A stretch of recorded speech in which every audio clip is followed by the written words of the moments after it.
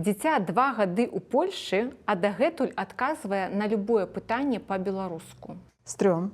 Трэба паказваць спецыялістам, таму што у яго можа быць фанематычны слых, можа быць парушаны альбо яшчэ штосьці, ён проста не рэагуе на гучанне іншай мовы. І тут трэба проста спраўдзіць, што адбываецца, чаму і калі трэба проста займацца. Бацькі не гавораць з дзіцём на роднай мове, каб не блытаць.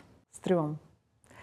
Трэба гаварыць на роднай мове, таму што у дзіцёнка ў галаве ўсё раскладзецца па палічках. У дзіцяці ёсць затрымка маўленчага развіцця, а бацькі гэта спісваюць на двумоўе. Стрём. Хто сказаў, што ў яго затрымка маўленчага развіцця? Гэта трэба спраўджваць са спецыялістам. То бок альбо адно, альбо другое, але гэта бацькі спісваць не могуць. Беларускі хлопчык у польскай школе гаворыць: я ні з кім не гавару, таму што яны не разумеюць маёй польскай мовы. Стрём, таму што толькі ў практыцы можна навучыцца гаварыць, і таму гаварыце, і дадзена вам будзе. То бок прыйдзе ў канцы канцоў, прыйдзе разуменне.